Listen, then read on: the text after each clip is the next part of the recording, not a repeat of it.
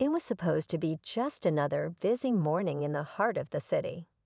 Luxury cars zipped past, people hurried down sidewalks, and no one noticed the quiet homeless boy sitting on the corner. He was just a blur to most, a face people passed every day without a second glance. But today, that boy saw something no one else did, and it would change everything. A sleek black car pulled up to the curb. A well-dressed woman stepped out of a cafe nearby, keys in hand, ready to start her day. Her confident stride matched her life, elegant, controlled, picture perfect. But as she reached for the car door, the boy suddenly sprang to his feet.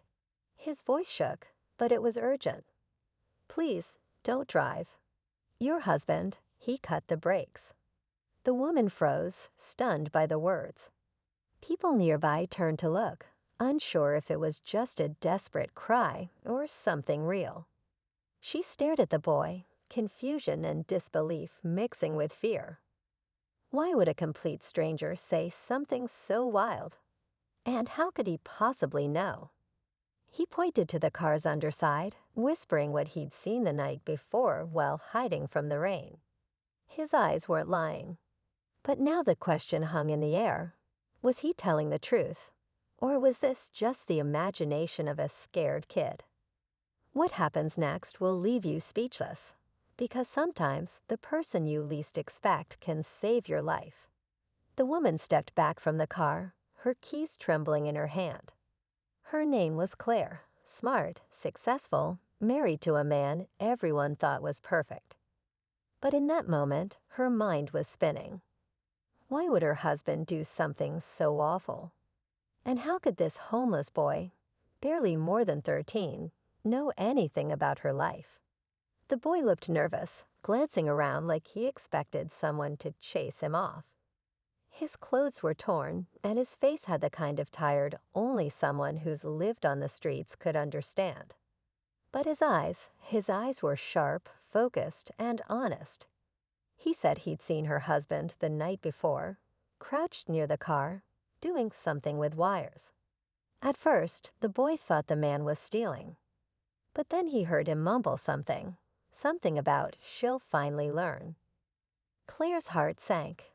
There had been arguments lately, whispers behind closed doors. Her husband had been acting different, short-tempered, secretive, always on his phone. Still, it didn't make sense, or maybe she didn't want it to. People started gathering. A few looked at the boy like he was causing trouble. One man told him to stop making things up. But Claire didn't move. She looked at the car, then back at the boy. Part of her wanted to believe it was all a mistake. Part of her already knew it wasn't. And just when she was about to speak, a loud asterisk, snap asterisk echoed from under the car. The sharp sound sent a chill down Claire's spine.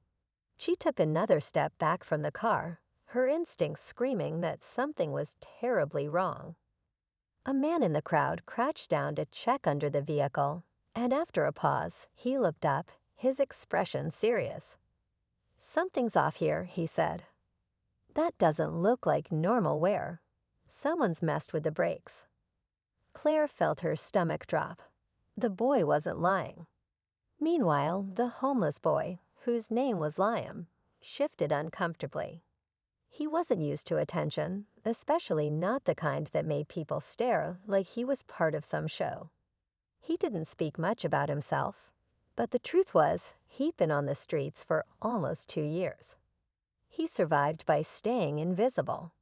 But last night, he couldn't sleep. The alley near the parking lot had been quiet until that man showed up. Claire's husband, though Liam didn't know who he was at the time. Liam had seen him crouched at the front wheel, whispering things, tools clinking.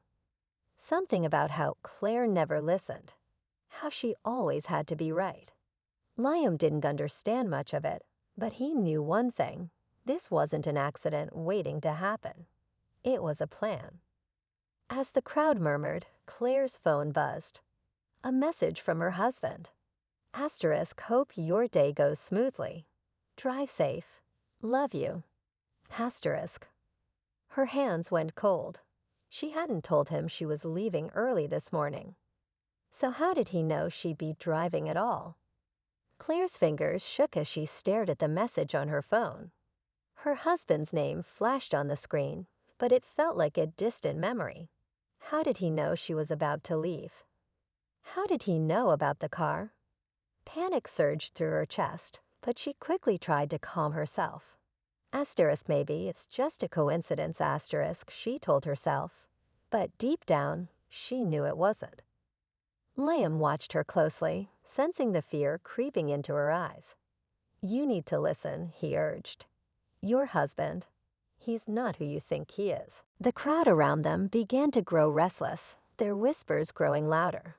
Some were still unsure, doubting the boy's words, while others were starting to look concerned. A few people stepped forward to try and help, but Claire couldn't focus on them. Her mind was spinning, racing through memories of her husband, the man she had trusted, loved, built a life with. How could she even begin to believe something like this? The boy stepped closer, his voice lowering to a near whisper. I heard him say your name last night. He said he'd make it look like an accident, that you'd never know it was him. Claire's breath caught in her throat. She felt lightheaded, as if the ground beneath her might crumble at any moment. Everything she thought she knew was crumbling too. Her marriage, her life. What had she missed? How could she have ignored the signs? A car horn blared in the distance, and Claire's head snapped toward the noise. The moment felt like it stretched on forever. Her husband's words from the text echoed in her mind again. Asterisk, drive safe. Asterisk. A chilling thought crossed her mind. What if he already knew she was here? What if he was watching right now? Before she could even react, the sound of a screeching tire shattered the air, followed by the unmistakable sound of metal grinding against the road. Claire's heart stopped. She spun back to the car, her car, and saw the tire lock up, struggling against something. The brake lines, had they been tampered with already? The tension thickened. The crowd held its breath. The boy's eyes never left her, waiting, urging her to act. The car was ready to move, but Claire knew she couldn't get in. Not now. And then, as if to make it worse, Claire saw something from the corner of her eye. A figure stepping out of the shadows. Claire's heart pounded as the figure stepped into the light. For a split second, she thought it might be a passerby, someone else trying to make sense of the situation. But as the person came closer, her stomach twisted in horror. It wasn't just any stranger. It was her husband. David. His usual confident stride was now unnerving, like a predator circling its prey. His face was unreadable, the kind of mask he often wore when he didn't want anyone to know what he was thinking. But this time, the coldness in his eyes was unmistakable. He knew exactly what was happening. He'd been watching from afar. David. Claire's voice trembled as she took a step back. What are you doing here? The crowd, sensing the tension, began to pull back, murmuring among themselves. David ignored them completely, his eyes locked on Claire. You shouldn't listen to that boy, he said, his voice smooth, almost too calm. He's just trying to get in your head. He doesn't know anything. Liam, still standing beside her, seemed to bristle at David's words. I know what I saw, he snapped, his voice hardening with each syllable. You've been messing with her car. You've been planning this. David's lips curled into a small, tight smile. You think that little kid knows anything?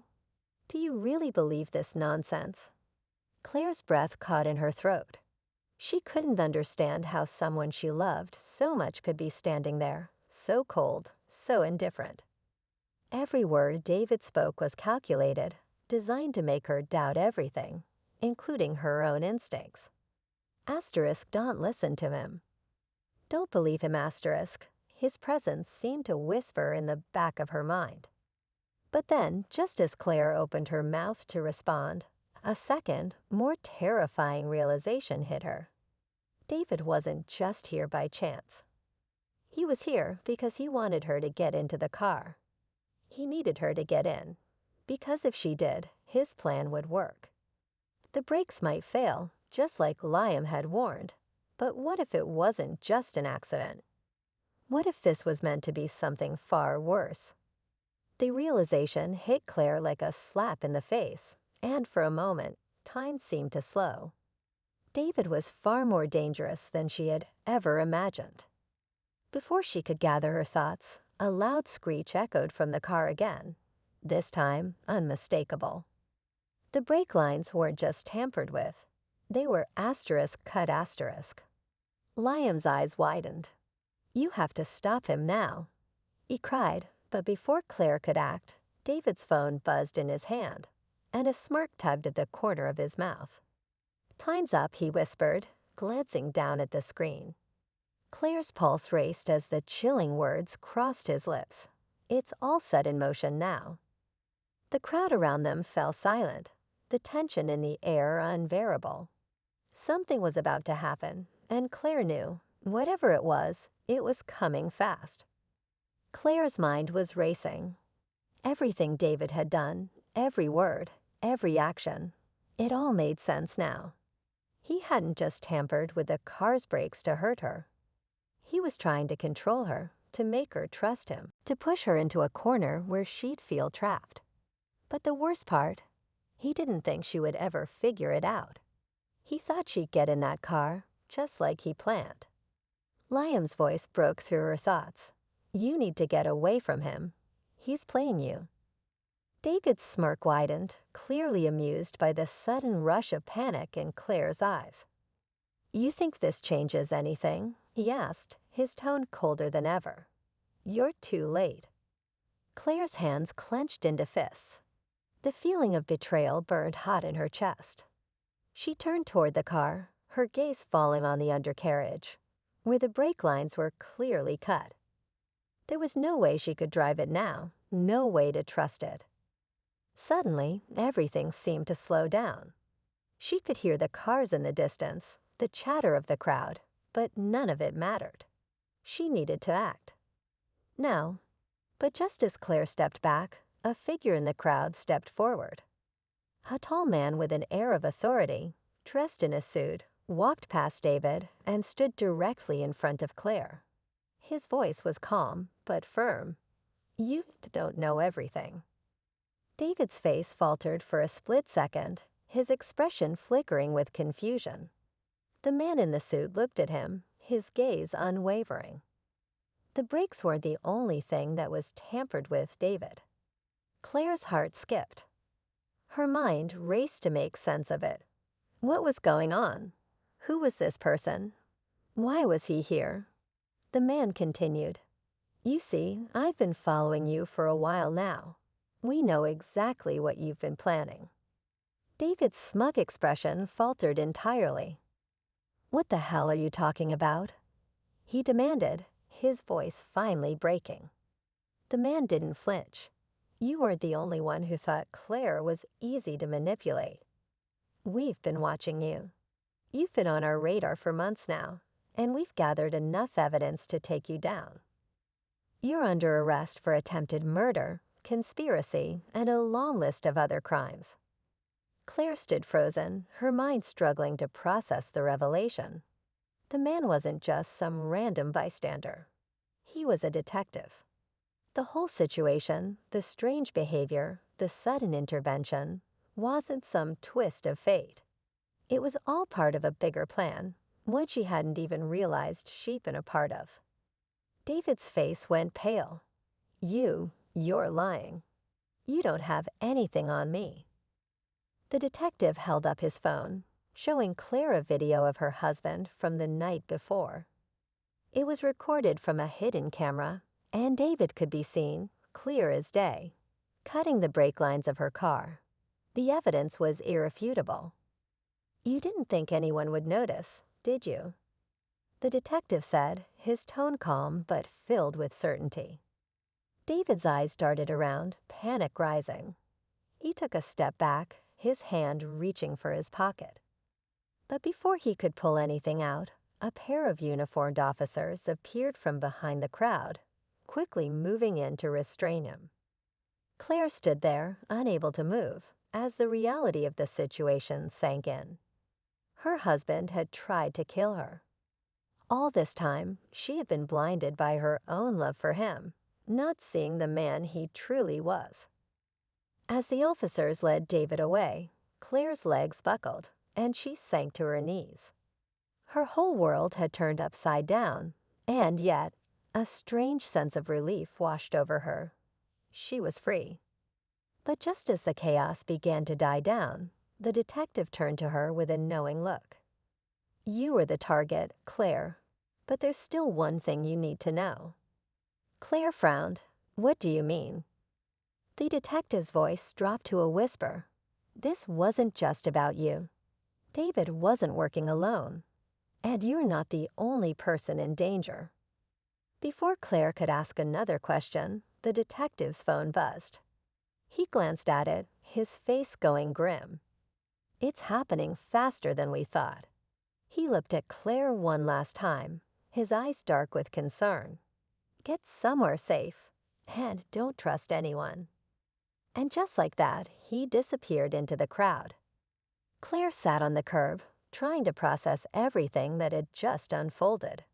Her hands still trembled as she watched the officers take David away, the man she had once loved, now nothing more than a stranger with a dark secret.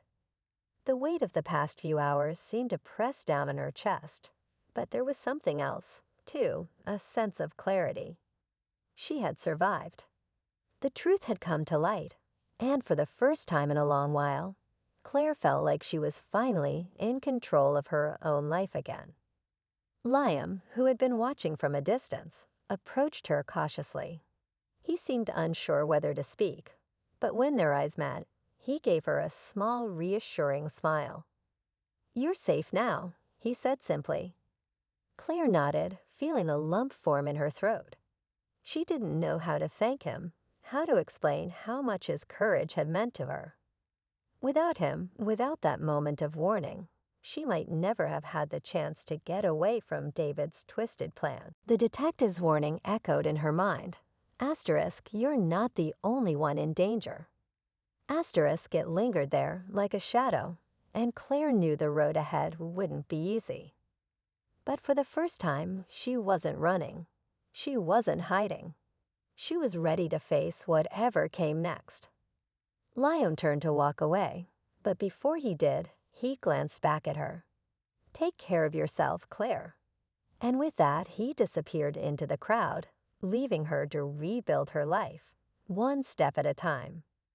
The sun was setting, and for the first time in a long while, Claire felt a spark of hope. The story wasn't over, but it was just beginning.